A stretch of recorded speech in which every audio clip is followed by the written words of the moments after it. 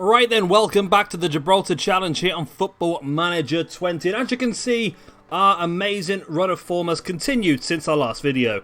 Yes, we lost 3 out of 3 matches. We expected the Lincoln Red Imps losses, but the Glasses and the Mons Co-op games were 2 games that we had more of a chance in, but were still unable to come out on top. Now this video is going to be the final match from the first half of the season, as well as the first match from the second half of the season. Plus, it's January transfer window, and I think we need to improve in some places. But without further ado, we got our final game of the first half of the season against Europa FC. Let's go. Now, as you can see, I've changed the formation slightly. Just because we're struggling with conceding so many goals, I thought that playing with a central defensive midfielder might be a wise thing to do. However, Royston is not fantastic in that position, so he is one of the players I'll be looking at in January is a strong central defensive midfielder. But today's team, we have got Barrett Meags in goal, who actually currently holds the record for the highest pass completion for us. He's had 0 clean sheets so far this season, which is unfortunate. Next up then we've got Lucas Alonso at left back. The 2 centre backs, we continue with Mark Pope, who's really becoming one of my favourite players so far at the moment, and his stats are firing up. He's just signed his first professional contract, and not professional, his first semi-pro contract with us, and his stats are going up really well, and I'm really excited to see how much this guy does improve. Alongside him, of course, Charles Zomenyo, who again is a very, very good Spanish centre-back, but potentially someone we might need to look at improving as well soon if we don't stop conceding so many goals, I suppose. At right back we go with Dan Osborne with his 6th start in the league this year. Right back spot's been really up and down so far, isn't it? So Jack Royston plays the central defensive midfield role, which is not the best role for him, but it is one he can fulfill. The 2 centre mids then are going to be Aaron Splain, and he's going to be playing alongside Nick Campbell-Lean, who this is his preferred position, so hopefully we'll get some better out of him in this sort of position. Up the left we have Jesus Cabanas, of course, scored 3 goals so far this season, but they've all been the same game. Not done anything else since, really. Jeremy Lopez down the right, and then our striker today is going to be Yunus Arab, who again has scored some goals, but again it was just in 1 game. Yeah, he just seems to pop up every now and again with a good performance, but it's just not consistent. That's the problem with him. But yeah, here we go. Let's get into the game. Like I said, I'm not expecting much from this one. We're going to finish in the bottom half no matter what happens in this match, really. So we're just sort of seeing this one through, and then we can get into the January transfer window, and we can improve a bit. I'm looking for a striker. I'm looking for a central defensive midfielder, and potentially another centre-back. I'm not sure, maybe even another right-back, because we've got 3 decent right-backs, but no one I would really consider has nailed that position down at this point in time. Maybe even just someone who can play across the whole defence as Zomenyo gives the ball away. It's been put against the post and put wide there. Oh, no, it's not. Okay. I was convinced they put that against the post and put it wide, but evidently that was not what happened. That's disappointing, isn't it, really? Hey-ho, it is what it is. What even happened here, then? So Zomenyo played the ball back. Musquay. Oh, I thought that ball went out wide. It didn't. It went up in the air and came down. Okay. Come on, don't let him score again. We don't want to get hammered in the last game. We want to go into the second half of the season with our heads held high, and we want to start fighting to finish in 6th position. The higher we finish, the better it's going to be for us. Hopefully get a little bit more prize money, hopefully get a little bit more reputation, and we can use that to invest next season. Cabanas gets himself a goal, finally. Cabanas, a man who's not scored that many so far in his career here. So he had 1 fantastic match in the Bright Stars Trophy where he did score 3 in that game. And this is his first goal since then. Great ball at the top by Splain. Seeing the runner Cabanas, and Cabanas sliding it past the goalkeeper with his left foot. Quite close. Perfectly placed, he'll say. There we go, 1-1. There's another highlight straight away. I mean, if we could pull off a draw here, Europa FC are top of the table, and they are the strongest team in the nation at this point in time, of course. Hopefully not for too long, because we'll be taking their place. Liam Walker, probably Gibraltar's best ever player, getting a goal there. That's disappointing. However, of course, we're also expecting our Youth Academy players to come in pretty soon. I have had a little update. This is a new thing. I've not seen this before this year. The assistant manager or the head of youth development, I can't remember who it was now, came to me and gave me a little update on the Youth Academy players we are expecting to come through. And we do sound like we've got some very good players, including one midfielder that I've been told is going to be an absolute gem. So hopefully that player can go straight into the first team and really strengthen us as well. We are going to have to live off the Youth Academy now for quite a few years, I think, just to try and help build ourselves up and also build up the nation of Gibraltar as well. We will be looking to get that international job in a few seasons' time, but of course our main priority at the moment is to improve Europa Point as much as we can. We want to, first of all, our first target, I suppose, is finishing top half of the table. That'll be next year's target. Then, of course, we want to look at trying to finish in those Europa League spots. Then, of course, win the league, get that Champions League spot, and then it's a case of just pushing further and further in the Champions League, seeing what we can do. But also, we want to obviously improve ourselves as much as we can. Wow, Liam Walker again. But at the same time, we also want to improve the nation of Gibraltar as well. So we'll be helping out other teams where we can. Obviously, with the youth rating being increased, that's going to help all the teams. So we should have better youth players coming through all the Gibraltarian squads, not just ours. So that should hopefully develop the nation really well as well. I'm looking forward to it, actually. That's my favourite day on this game is Regen Day. It really is. Especially a database like this where all of the nations have got the same youth rating. I really do enjoy it. But of course, we're pretty locked in at the moment. We can't really sign anybody. Well, I don't know, actually. There's been some more players. I mean, last time I played this, I couldn't sign anybody who wasn't from Gibraltar. But this year, it seems like we're a lot more open. I'm able to sign English players, Spanish players, Scottish players, Irish, Northern Irish. And even as well, I've had a few Portuguese players pop up. I've got a Portuguese player on my shortlist that apparently he's at a club, but apparently he's available on a free transfer, and he looks fantastic. So he's going to be one of the players I'm looking at in that CDM role in January. Here's Arab. He's through. Can he score? Wow. That guy's got like 14 finish, and he just did that. That's shocking. That is shocking, but we're not completely out of this game. I mean, it's 3-1. It's disappointing, but at the same time, it's not terrible. The fact that Europa FC are a professional side and they are stronger than a lot of the other the teams in the league, and we have to sort of take that into account when we plan these matches out. We're not going to be on their level at this point in time. It's going to take another season or two, really, to... Depends how well we do in January and how well our Youth Academy intake is. If we have a really good January, I'm looking at maybe 3 players that can slot straight into the first team. And also, if we have a strong youth intake as well, we could be really a much, much stronger team next season, or even, obviously, end of this season. We want to try and finish 6th if we can. We need to turn our form around, because our form has been absolutely awful. I think I've only won like 1 or 2 games all season, which still leaves us 10th out of 12. So we're not bottom of the league, which is good, because that would be a little bit embarrassing. But we're still not doing as well as we should be. I don't think we're underachieving, but I would like to be doing better. I think we're probably on the verge of underachieving, to be honest. And it is disappointing, but like I said, this is a long-term project. This is not going to be something we're going to just get done and dusted in a few episodes. Nothing like that. This is going to go well over 100 episodes, I'm sure of it. I mean, what's this now? Episode 4, we're only half through our first season, so I don't want to end up making it go too slow, but I don't want to rush through it at the same time.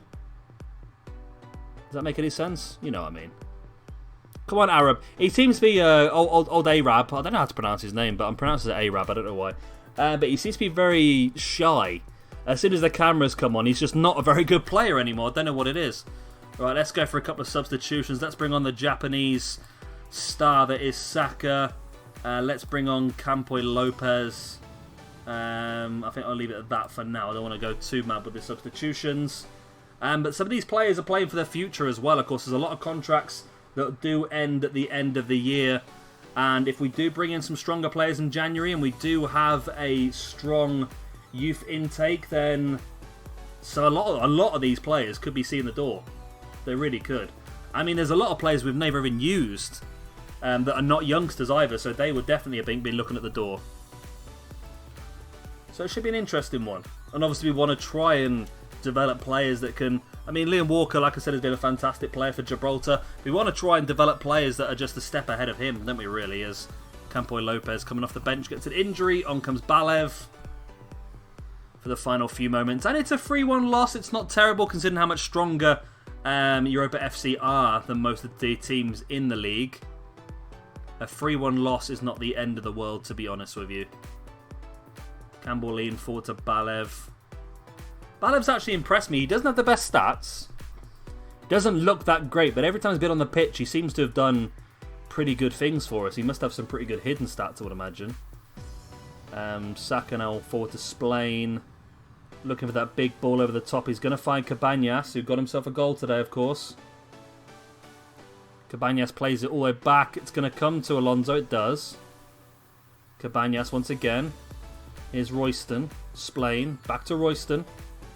Alonso. Back to Splain. God, referee's going to blow the whistle in a minute at this rate, isn't he? If we can get another goal, that'd be nice. It's Arab. Can he score on camera for the first time? Nope.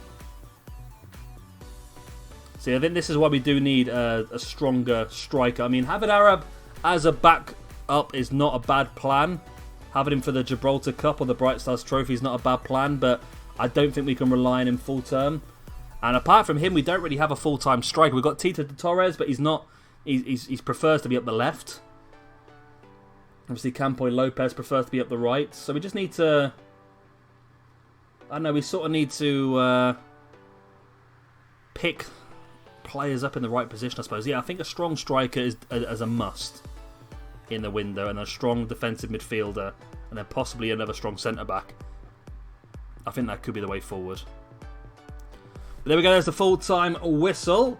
So what I'm going to do is, I'm not going to waste your time too much. I'm going to go away and do the transfers, and I'm going to come back and show you exactly who we have brought, and then we'll also have a look at the schedule for the second half of the season. I'll be back in a moment.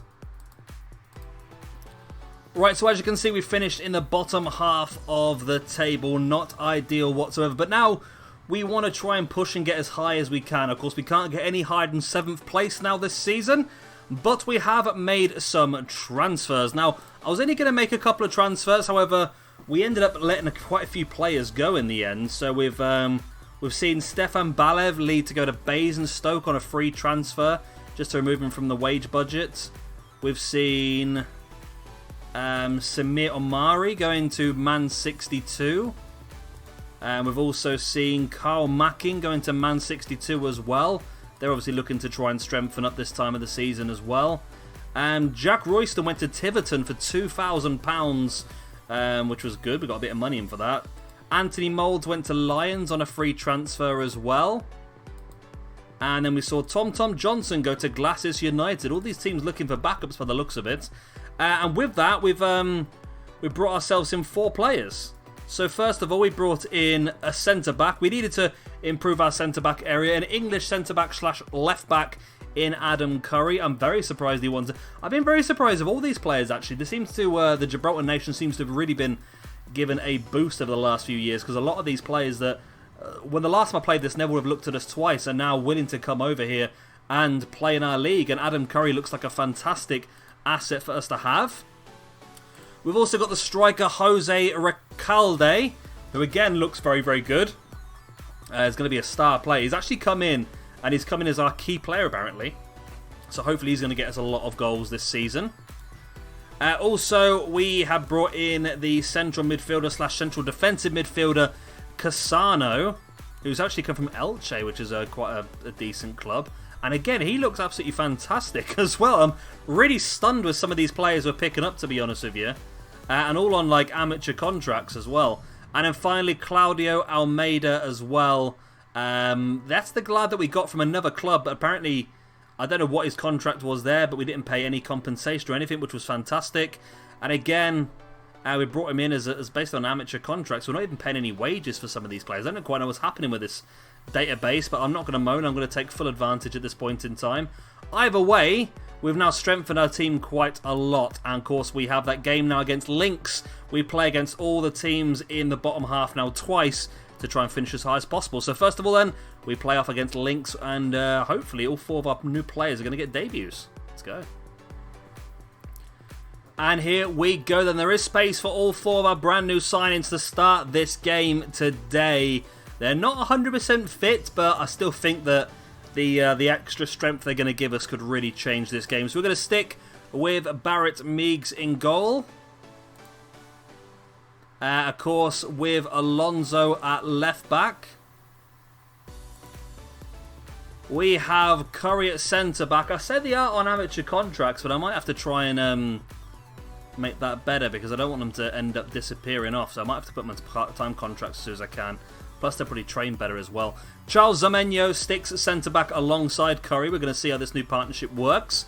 Of course, we have Pope on the bench as well, who's still going to get a lot of football. Dan Osborne continues his run at right back, the young 16-year-old, making that position his own at the moment. Another debutant in the shape of Claudio Almeida. The two centre mids then are going to be Cassano, and he'll be playing alongside Nick Campbell-Lean. Then we continue up the left with Jesus Cabanas. We continue up the right with Jeremy Lopez. And then making his debut up front, we have Jose Recalde.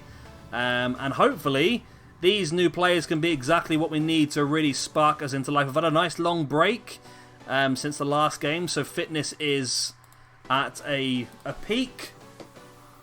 We're going to tell them we want them to break this poor run of form, and hopefully today is going to be their day to do it. Really improve defensively. The introduction of Curry and Almeida should hopefully help us keep our clean sheets for the first time this season.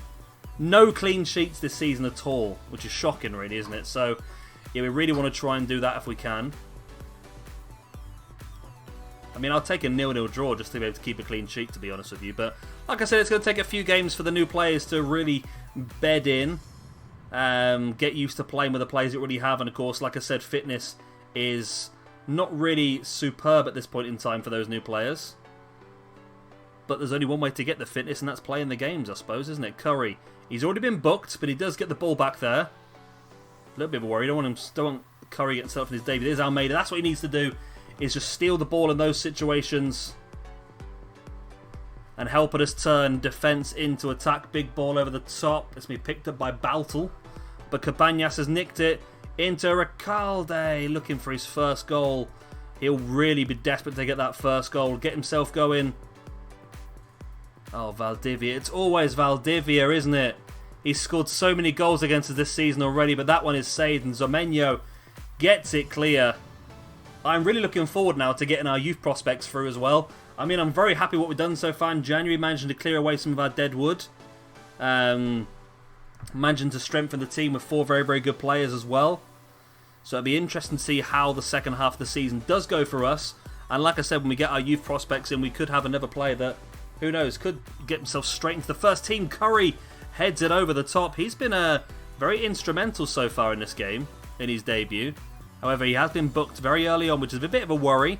I think Curry might be the one that might not make it through the entire game. Maybe Pope can come on, replace him. We've also got Arab on the bench as well to come on. The thing is with DMs is we've got Almeida and Cassano, probably the only DMs we can really use. We haven't really got any others. Hopefully we'll get some academy players. Again, we're not playing that well though, are we?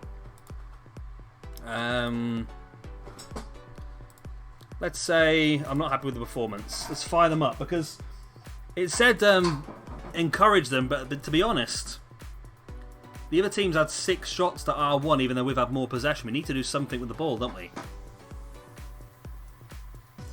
We need to do something. Then we Splain's on the bench today, isn't he, as well? Valdivia getting through once again, as he always does. He's so dangerous, that Valdivia. Marclus. Saved by Meeks. I think I might have to take Curry off soon, because he has been on a yellow card now for quite some time. A bit worried that he might get himself sent off. So let's bring on Pope in place of Curry. And put you as a central defence.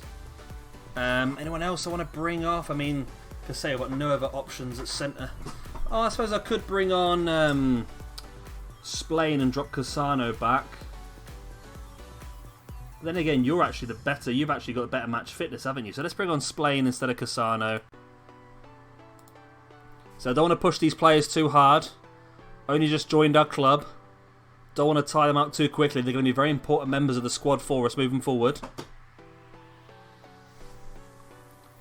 Now Pope's got a yellow card as well. man, we could get our first clean sheet here. It's possible. Let's bring on Arab in place of Ricardo. Like I said, it's going to take a while for these new players to get up to scratch with not just fitness, but how we play. Are we going to get our first ever clean sheet? It's 80 minutes in. It's all to play for. They've had the more opportunities, even though we've dominated possession. There is a highlight, though, with 7 minutes remaining.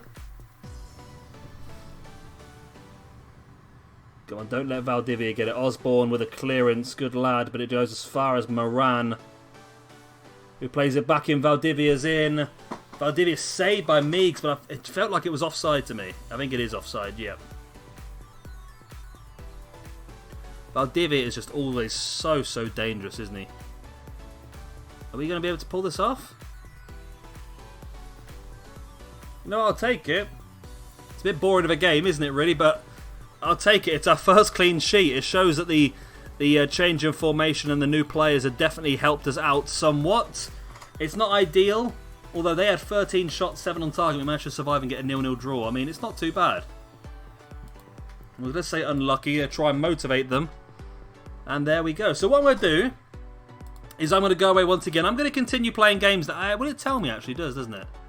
In March. I believe it's the beginning of March. There we go. So we've got wide midfielders aplenty. One of the goalkeepers looks like a great prospect. One of our centre-backs looks promising. One of our defensive midfielders has potential to go far. That's good. We've got a defensive midfielder then.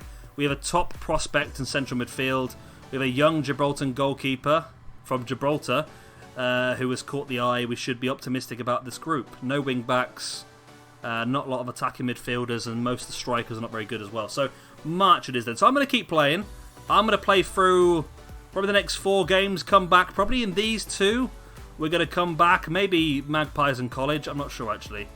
And then we'll come back and we'll see the new youth players as they come through. And hopefully by then, we will have turned our form around a bit. I know I said that last video, it didn't happen. But this time, hopefully it will be the time. I've been Shepherd Gamer. Thank you much for watching. Please do like and subscribe and that other good stuff. And I'll see you again for our next episode of the Gibraltar Challenge. Bye.